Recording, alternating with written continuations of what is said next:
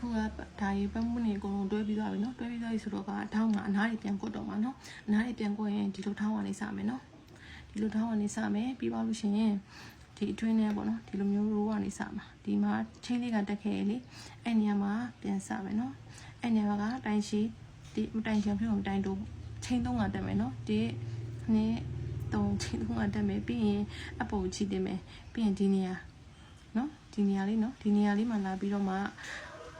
နှစ်ရည်တင်တိုင်ရှိပုံစံမျိုးလေးပြန်ထိုးမှာနော်ဒီမှာတကွင်းကိုလှုပ်မယ်နောက်တကွင်းကိုနှစ်ကွင်းကိုလှုပ်မယ်ပြီးရင်နောက်တကွင်းကိုရုံလေးထိုးတယ်နော်အဲ့လိုမျိုးလေးထိုးတယ်ပြီးရင်ချင်း3ကတက်မယ်1 2 3ချင်း3ကတက်ပြီးသွားရင်ဒီလိုနားလေးပေါ့နော်မြင်ရလားမသိဘူးချင်း3ကတက်ပြီးသွားလို့ရှိရင်ဒီလိုမျိုးအောက်ခြေလေးမှာဒီလိုမျိုးလေးရှိရလေအထဲကိုပြန်ဝင်ပြီးတော့တိုင်တို့ထိုးလိုက်တယ်မမငယ်ကထိတ်ကဒီလိုအလုံးလေးလောက်တဲ့ပုံစံမျိုးလေးပေါ့နော်ပြီးရင်အပေါ်ကိုချီတင်မယ်ပြီးရင်အဲ့ခွင်းထဲကိုပြန်ထိုးမယ်နော်ပထမတစ်ခုကိုထုတ်လိုက်မယ်နောက်တစ်ခါနောက်နှစ်ခုကိုဆွဲထုတ်လိုက်မယ်ပြီးရင်နောက်တစ်နှစ်ခုကိုဆွဲထုတ်လိုက်မယ်အဲ့လိုလေးနော်ပြီးသွားလို့ရှိရင်ချင်း3ကတက်မယ်1 2 3ချင်း3ကတက်ပြီးတော့လို့ရှိရင်ဒီအောက်ဆုံးတော့ဒီလိုအောက်ဆုံးမှာရေကလေးနှစ်ခုရှိရနော်ဒီလိုမျိုးလေးအထက်ကိုပြန်လာပြီးတော့ဒိုင်တိုလေးပြန်ချိတ်လိုက်တယ်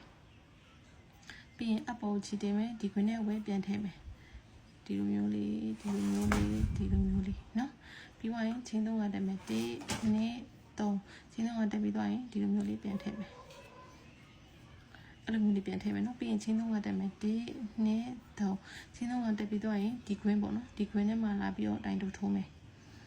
တိုင်တူထိုးမယ်ပြီးရင်ချင်း3ကတက်မယ်1 2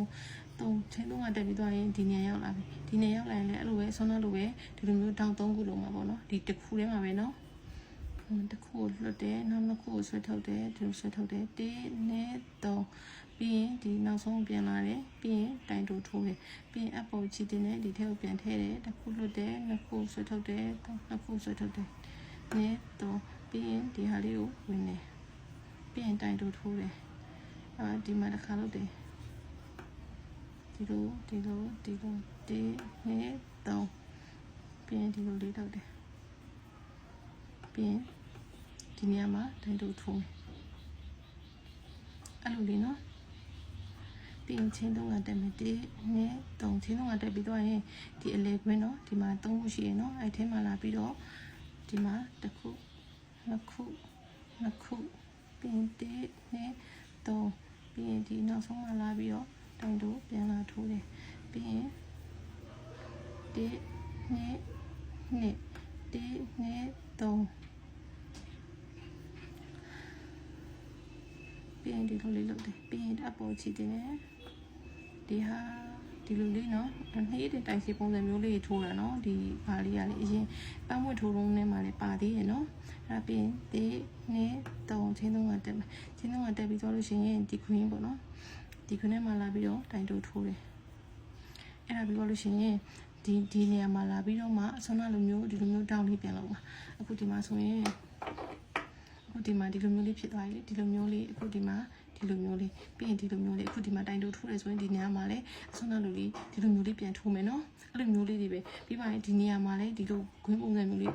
ဒီနေရာမှာတိုင်တိုးချိတ်မယ်ပြီးရင်ဒီဝင်းပေါ်မှာဒီလို3ခုလေးထိုးမယ်ပြီးရင်ဒီနေရာမှာတိုင်တူပြန်ချိတ်မယ်ပြီးရင်ဒီအလဲရိုးပေါ့နော်ဒီလိုအလဲရိုးထဲမှာဆွမ်းနာလို့ဒီလိုမျိုး3ခုပြန်ထိုးမယ်ပြီးရင်ဒီနေရာမှာတိုင်တူလာချိတ်မယ်အဲ့လိုမျိုးလေးထိုးရမှာပေါ့နော်အဲ့လိုမျိုးလေးကထိုး